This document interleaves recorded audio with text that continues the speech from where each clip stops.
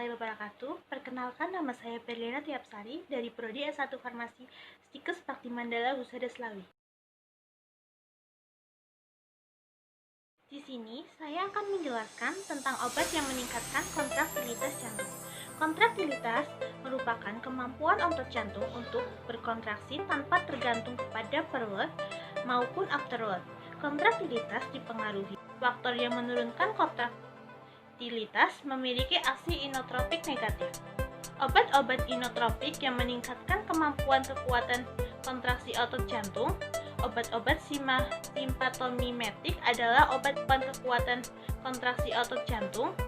Doputamin adalah obat yang digunakan oleh penderita gagal jantung untuk membantu jantung memompa darah ke seluruh tubuh. Doputamin diberikan ketika gagal jantung yang diderita pasien sudah tidak bisa dikompensasi oleh tubuh, yang dapat menimbulkan turunnya tekanan darah. Obat ini bekerja dengan stimulasi atau merangsang reseptor yang berperan dalam meningkatkan kontraksi jantung. Doputamin digunakan untuk para dewasa dan anak-anak. Obat doputamin berbentuk suntikan. Efek samping yang mungkin terjadi setelah menggunakan doputamin meliputi demam, sakit kepala, mual dan muntah, kram kaki, nyeri dada, detak jantung cepat, pusing seperti ingin pingsan, sesak napas, mengih, dan tekanan darah tinggi yang menimbulkan gejala berupa sakit kepala berat, penglihatan kabur, telinga berdenging, kencang, kebingungan dan gelisah, serta detak jantung yang tidak beraturan. Interaksi obat. Beberapa interaksi yang dapat terjadi apabila doputamin digunakan bersama dengan obat lain adalah: pertama, meningkatkan risiko hipotensi dan takikardia jika digunakan dengan obat penghambat alfa.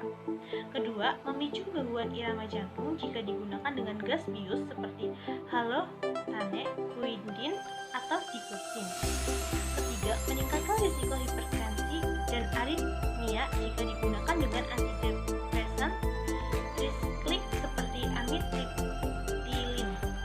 Keempat, meningkatkan tekanan darah jika digunakan dengan obat antihipertensi seperti obat golongan penghambat beta, misalnya atenolol, dan ARB, misalnya losartan. Kelima, meningkatkan risiko hipertensi dan bradykardia jika digunakan dengan penghambat beta non-selektif atau seperti propranolol. Keenam, meningkatkan risiko munculnya efek samping doputamin jika digunakan dengan etadaptone. Ketujuh, meningkatkan efek doputamin jika digunakan dengan oksitosin. Bagaimana menggunakan doputamin dengan benar? Pertama-tama, kita harus diskusikan kembali dengan dokter mengenai manfaat dan risiko dari penggunaan doputamin. Kedua, doputamin tersedia dalam bentuk suntik. Pemberian doputamin hanya dilakukan oleh dokter atau petugas medis atau atas instruksi dokter. Dokter akan memberikan doputamin melalui infus.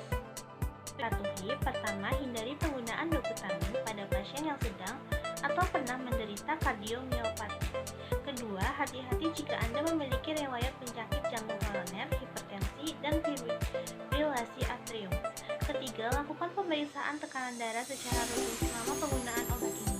Keempat, beritahu dokter jika tengah menerima obat-obatan lain, termasuk suplemen dan produk herba. Kelima, segera temui dokter apabila terjadi reaksi alergi atau overdosis. Sekian video dari saya, kurang lebihnya mohon maaf. Wassalamualaikum warahmatullahi wabarakatuh. Terima kasih.